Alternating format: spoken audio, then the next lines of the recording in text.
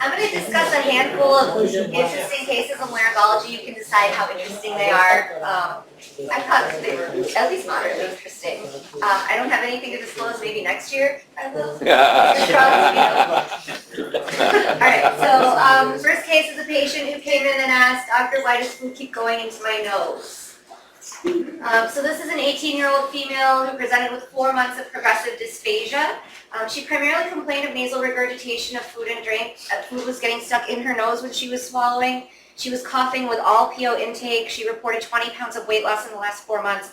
She also had recent voice changes. She complained that she couldn't be understood by strangers. She was slurring her speech late in the day. And she also had recent onset double vision. Any guesses? MS. Myasthenia. Myasthenia. Oh, we're getting there. Okay, so she doesn't have any family history of any neurologic disease. So this is not her picture, but it's pretty close. Her voice is hypernasal, and she's got bilateral halitosis. I saw her in the afternoon. I saw her at like 3 o'clock in the afternoon. She's got bilateral halitosis. Her soft palate doesn't move at all when she says ah. So we'll look at her fees exam. So she's chewing, and she's trying to swallow, and there's some applesauce, but there's no whiteout. Her palate's not closing. So the applesauce is just kind of staying there. And she tries for a while, and we give her a sip of water, and it helps some of it go down, but at no point does her palate actually close. So there's the water. So she has pretty bad BPI. And she's not choking, amazingly. She did okay during the exam, but she came with her family, and they said that she coughs at every meal. She's coughing every meal. She did not have any aspiration pneumonias. Yeah. So we ordered a CT neck and chest, and there was nothing in the neck. But the CT chest showed this large subpectoral mass with associated lymphadenopathy. And we also referred her to neurology. So you were right if you said myasthenia. She had an acetylcholine receptor binding antibody. Hers was elevated to 54.3, and anything greater than 0.2 was consistent with myasthenia. So she was started on Mestinon, and her speech got better, her diplopia got better, her ptosis got better, and her BPI got better in about a month. But we still don't know what is this chest mass. So initially I got the CT scans to look for a thymoma, but the chest mass, we sent her for a core biopsy, and it came back as myofibroblastic proliferation, and it was consistent with Castleman's disease, which I didn't remember from the boards. So Castleman's disease is also called giant lymph node hyperplasia. It's usually seen in adults. There are 2 kinds. This patient has hyaline vascular type, and it looks like, essentially you can see the degraded germinal centers. So this is the histology, and then this is what it looks like when they take the lymph nodes out, or the mass out. It comes in 2 brands other than histology, either solitary or multicentric. This patient has a solitary, but given the location, I've talked to breast surgery and chest surgery, and we're not taking it out quite yet. Unfortunately, the prognosis for this is pretty poor, because usually they end up with renal and pulmonary complications. So we all kind of remember a little bit about myasthenia gravis. Autoimmune mechanisms reduce the available acetylcholine receptors at the neuromuscular junction, so you get reduced neuromuscular transmission, severe muscular deterioration of it's a flaccid neural disorder. It's usually seen at the age of 30 in women. So this young lady is a little bit young, and they reach their sort of maximal weakness in about 3 years. But these are kind of the common presenting symptoms, and she had most of them. She did not have inspiratory stridor. She did have a breathy voice and hoarseness, reduced loudness, reduced pitch, as well as dysphagia, hypernasality, and BPI. So interestingly, there's a handful of cases within the literature where there's concurrent Castleman's disease and myasthenia. But there's no well-established pathophysiologic link between the 2. They share the theme of immune dysregulation and possible B-cell activation, but no one's really figured out how they're related. So currently, this young lady is being treated with an immunomodulatory regimen and adjunctive therapy for her myasthenia exacerbation. So she's on rituximab infusions. and she's getting essentially occasional cyclosporin, sirolimus, and bortezomib, and she's doing a lot better. So in these cases at the report, did they take out the specimens? Right, I found nodes? 4 within the literature, and most of them took out the notes. And did that resolve the symptoms or It no? did not resolve the symptoms, so that's why in this case we're kind of waiting to see how she does. She was initially diagnosed in January, and so it's been a few months. We're kind of waiting. Basically, based on how controllable her myasthenia is, that's when we're, and she's doing okay. Would you actually mind going back to the Yeah. piece and just for the resident's sake, Yes. go over some of the things that you said? So you mentioned Okay. there was no whiteout. So what does that mean Sure. Okay, to so. you guys? And what are some of the other findings that we see? Right.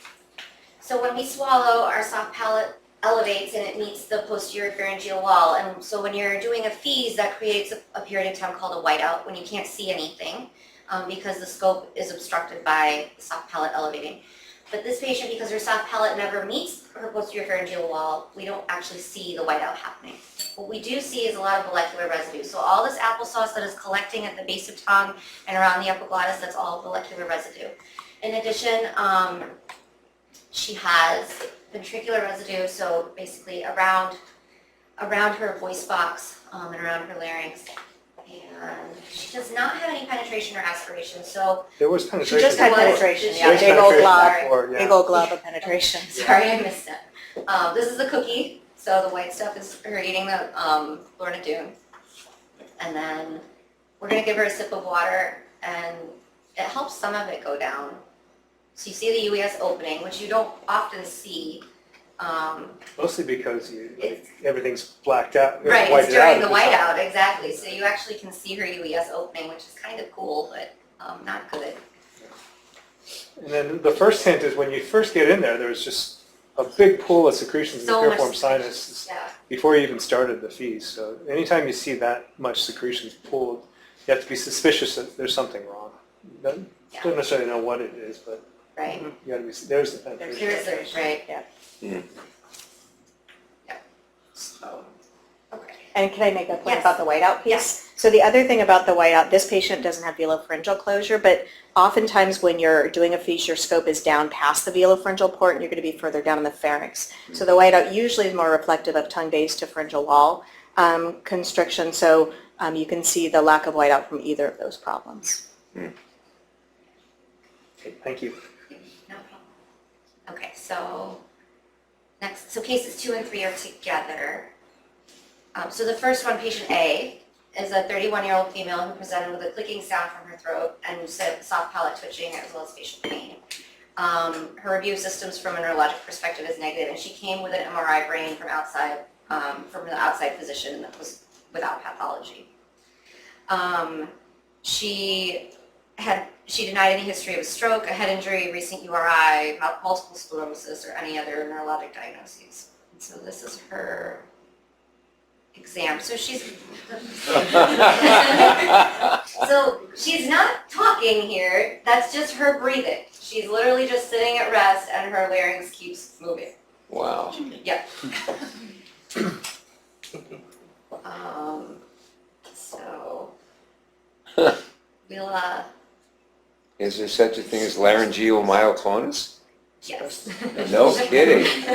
I knew palatal. I've never heard laryngeal. Yeah.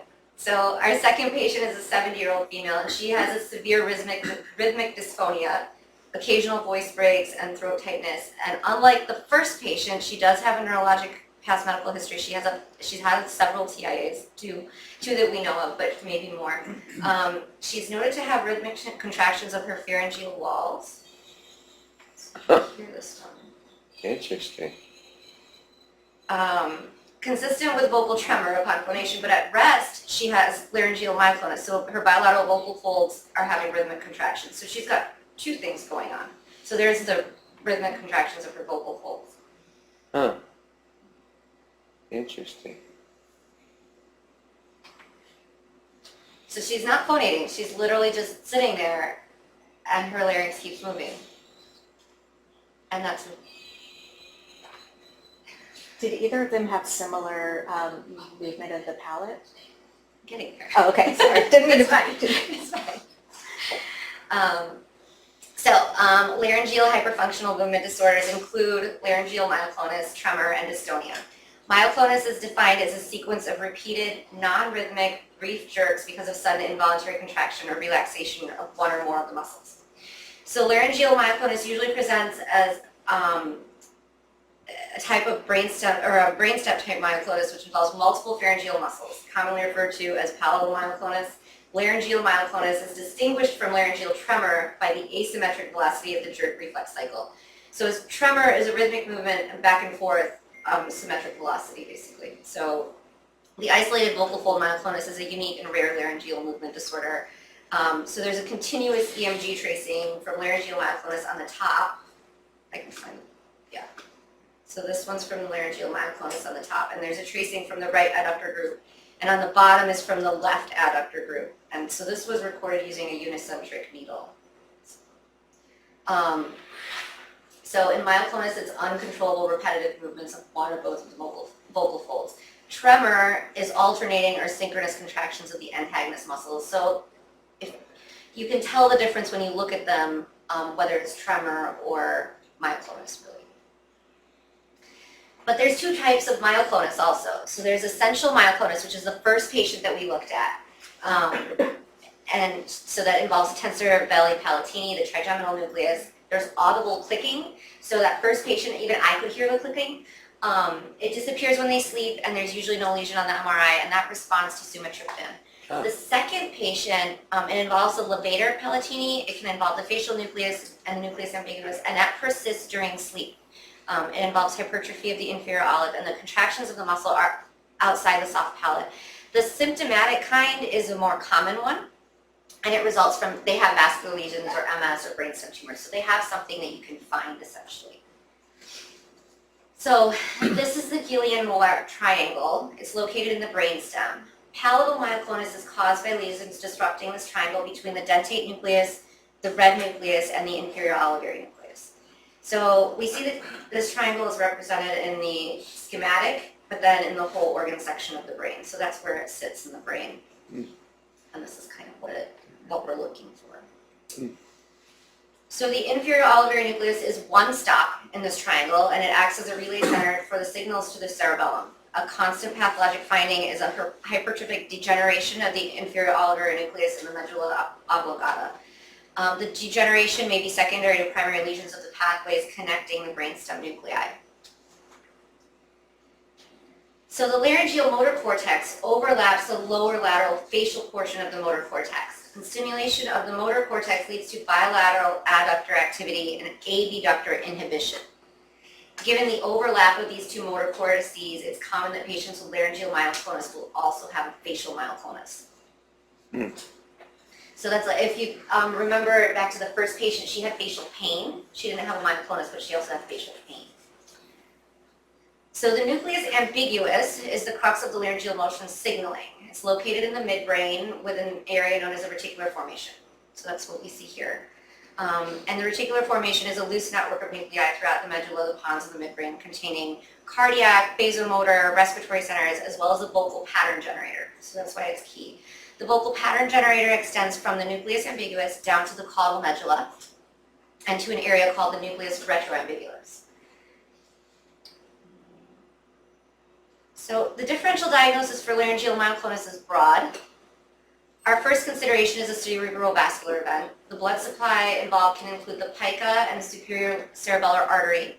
In this process, an MRI is helpful to diagnose in diagnosis. This would typically demonstrate hypertrophy of the inferior olive complex. The other causes at this level include brainstem and cerebellar tumors, and also we should consider vertebral artery aneurysms and a familial tremor.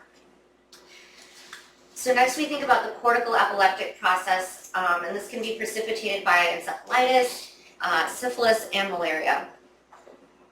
And then there's peripheral nerve lesions. It has been reported within the literature as a post-infectious condition. So following acute illness, including acute otitis media, URI, the URI likely triggered the myoclonus through direct or antibody-mediated involvement of the peripheral nerves or lower brainstem. This is a bilateral process, which is unlikely. There have been 2 case reports, and it's difficult to understand the exact mechanism of a bilateral dystonia from a unilateral infection or lesion. And then we come to essential dystonia. So how do we treat this?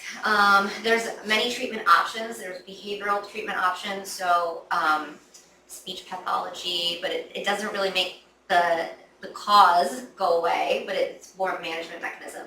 Many anticonvulsants have been tried. Keppra provides brief remission.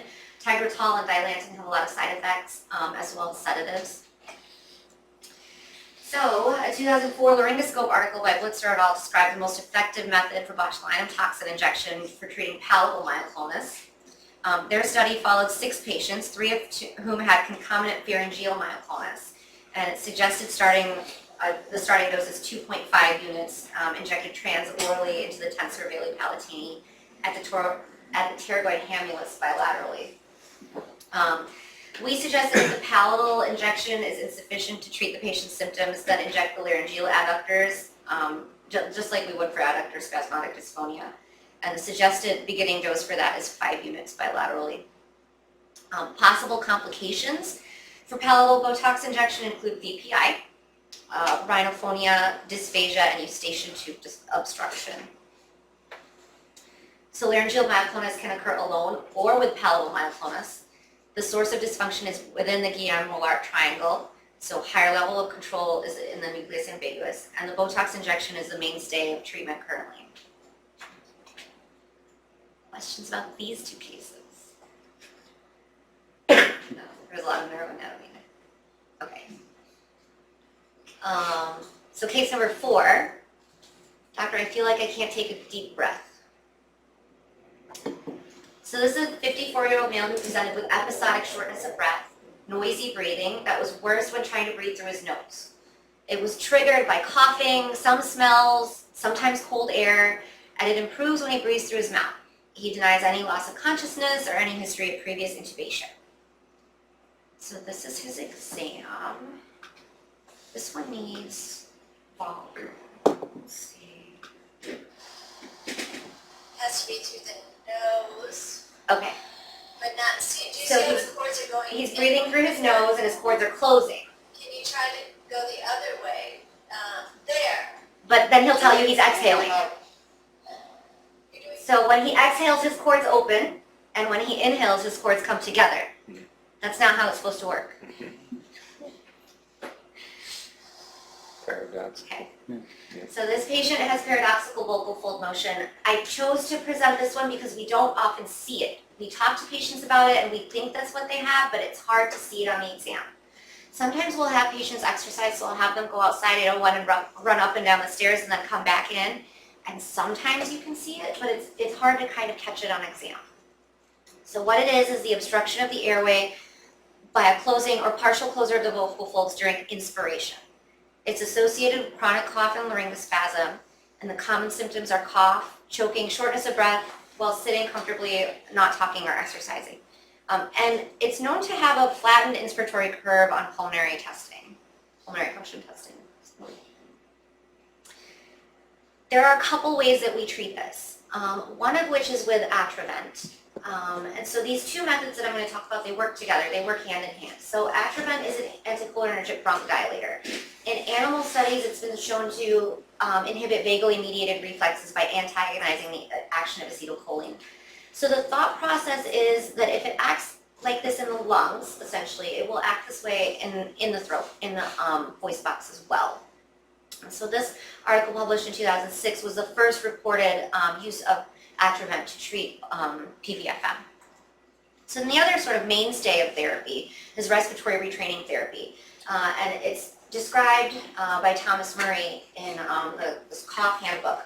But really it's a sequence of exercises, including quiet rhythmic breathing, exhaling with the shoulders relaxed. And we also use a straw oftentimes to make the aperture smaller. So we're going to look at a video of that too. So this is one of our speech pathologists. a straw in your mouth. Oops, sorry. Okay. Do that again. Oh, that's awesome. Okay. So when he and then breathes in exhale through the through that straw, and when he breathes out through the straw, his Inhale cords through the open. straw.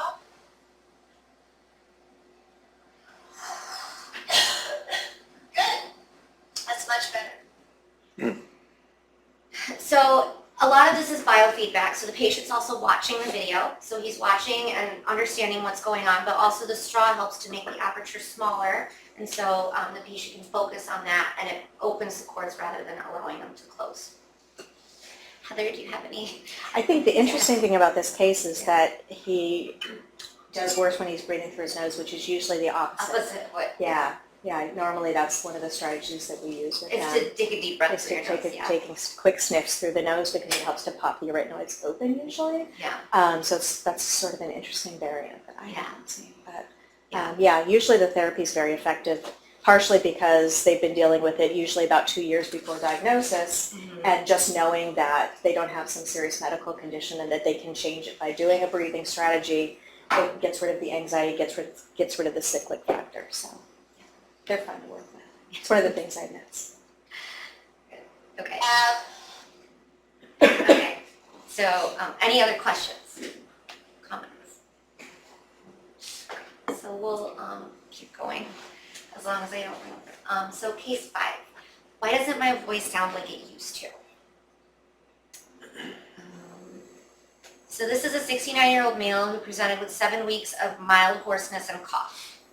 So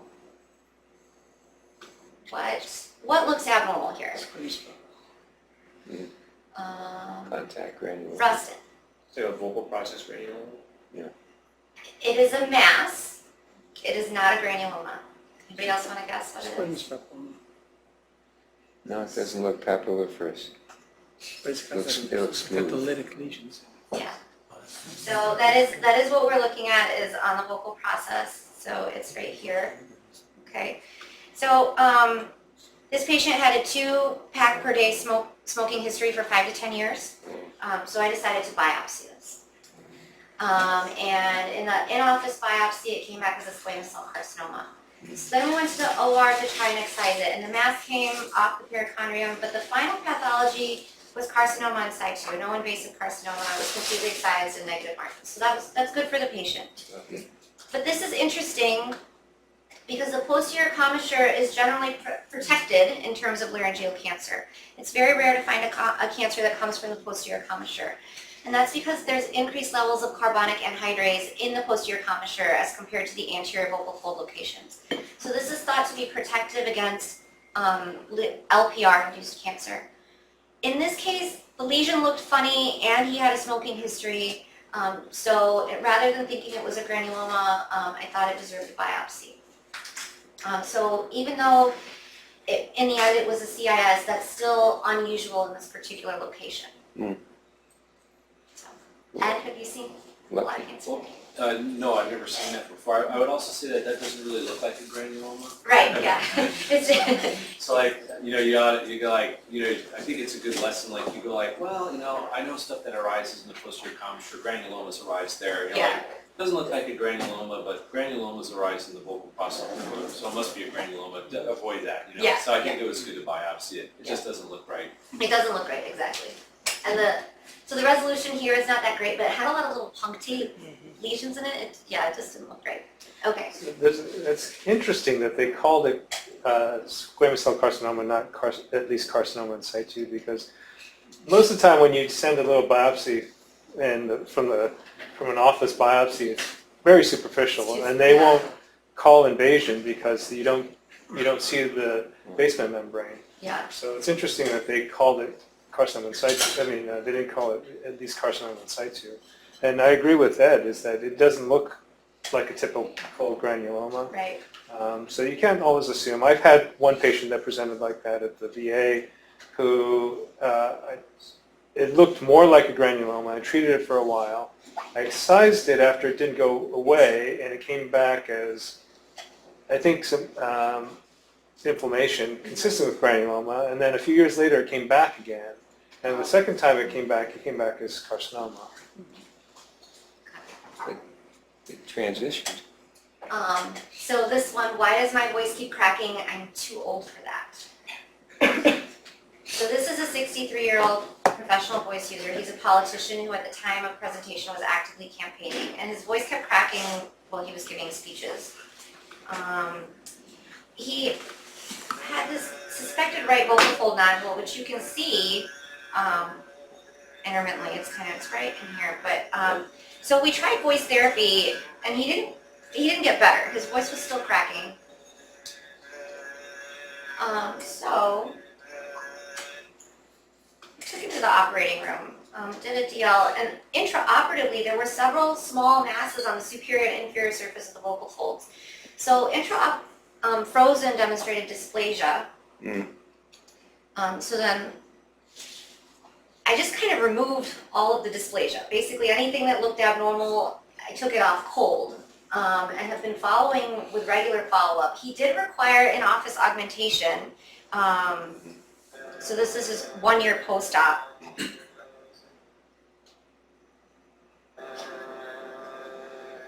So that small mass that was on the right is gone.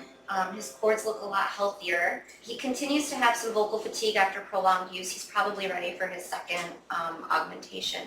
But I think the take home here is that stroboscopy doesn't always tell you the answer. It's important to go to the operating room and look. And sometimes you have to biopsy stuff.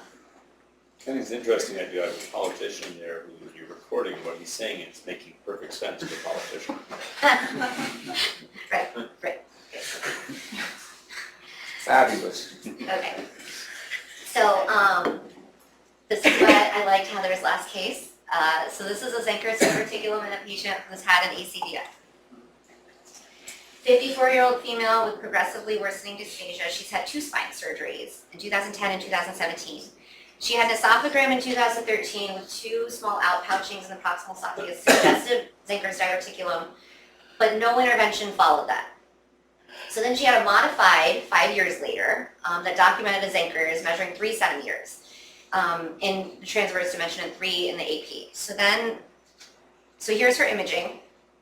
So this is the esophagram, and it shows us a nice CP bar here, nice pouch. There's plenty of soft tissue between the plate and the diverticulum. And then we go to the operating room, and that's not supposed to be there. So that's a plate, and this I thought was going to be the inside of the pouch, but really it's a plate, and she has an esophageal perforation that the plate is sitting in. Oh boy. Yeah, so that's not fun. So in the end, she got managed in 2 stages. The cervical hardware got removed, the perforation was repaired, and we rotated a flap in there. And then 6 weeks later, we went back into this laser diverticulectomy. So there's a similar case. Different patient, but instead of a pouch, she presented with an esophageal fistula. So see this hole right here? That goes through to the other side of her to the esophagus. So esophagus here, hole here. Same kind of thing. The hardware had to be removed. We repaired the esophageal perforation, and then this got treated afterwards.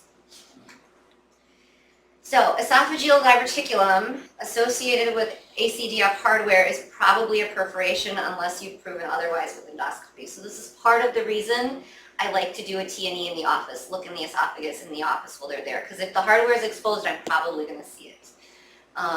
Diverticulums and fistulas associated with the hardware can be treated endoscopically after the hardware is removed and the perforation is repaired. Ed, have you seen many of these? Here at Stanford, yeah. Yeah. Yes. Yeah. I would say, yeah, I agree with you that it's very suspicious when they start mounting a pouch in that area. Yeah. I had one at the VA also. You had one at the VA. Last year. I think, Okay, so one last case. it's actually more likely to be a traction diverticulum than a pulsion And a pulsion diverticulum. diverticulum. And that makes sense. Okay, so one last case. So this is a 66-year-old man who had a squame of the base of tongue.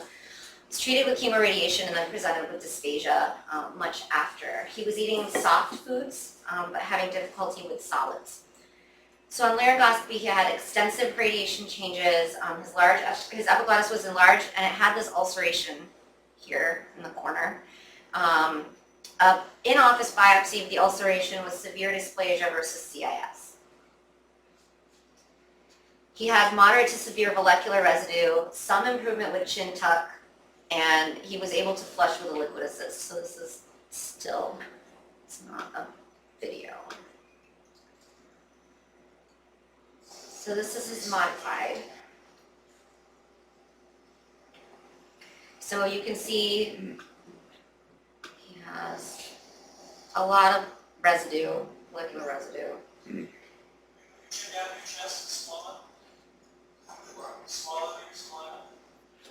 So that helps a little bit, but he still has all this residue here.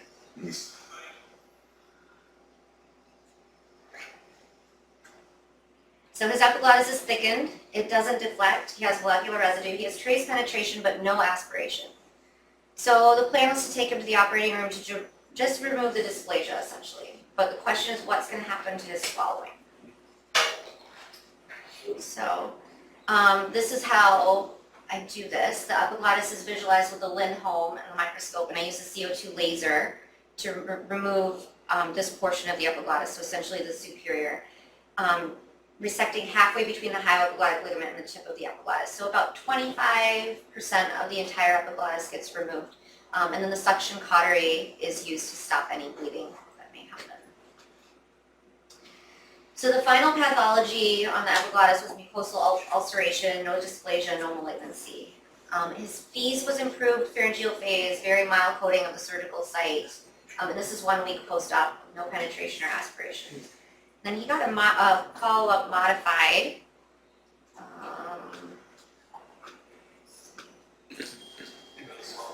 So the tongue-based contraction is mildly reduced. There's trace penetration and aspiration after the swallow, which is unchanged from his pre-op. But his pharyngeal swallow is much more efficient than it was pre-op. So the question is, who should we do this for? Who is a good candidate, really? So people who do well have good tongue-based strength.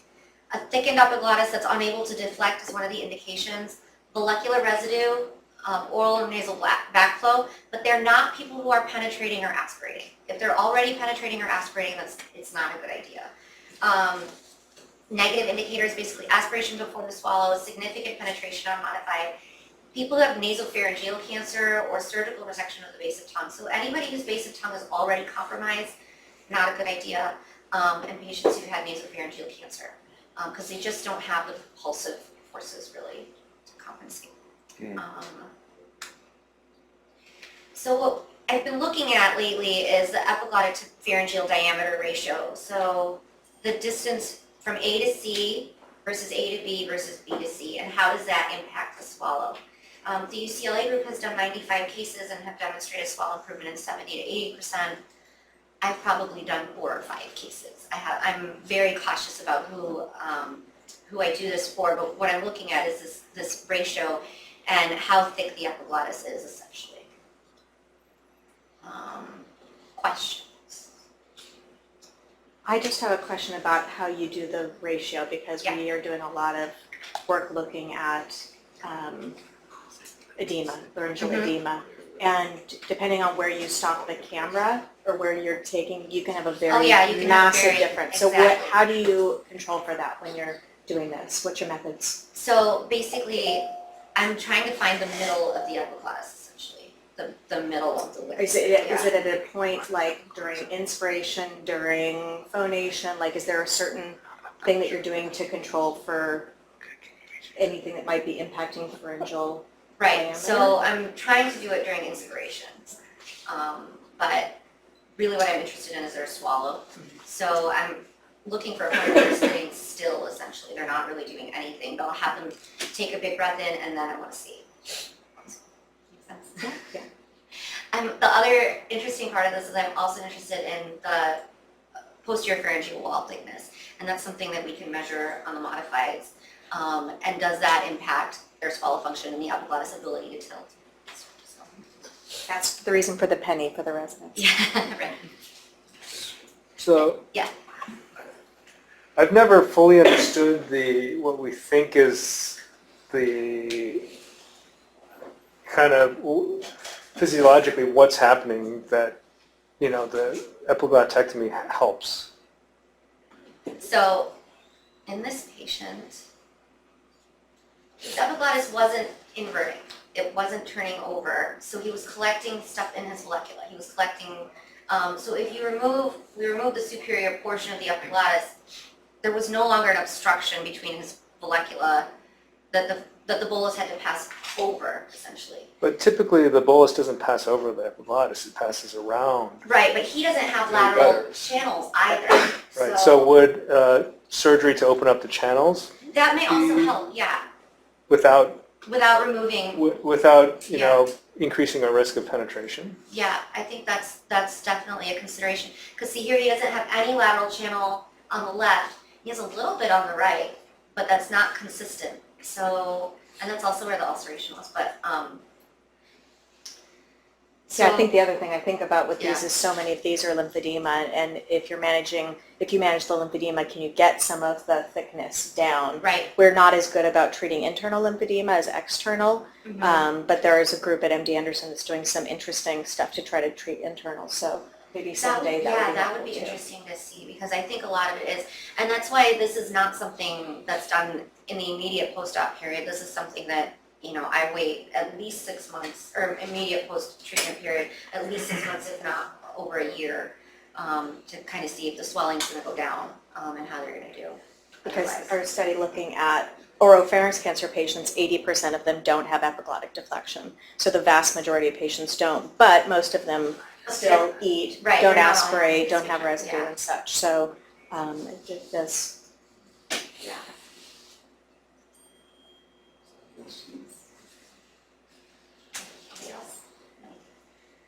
That's it, that's all the cases I had.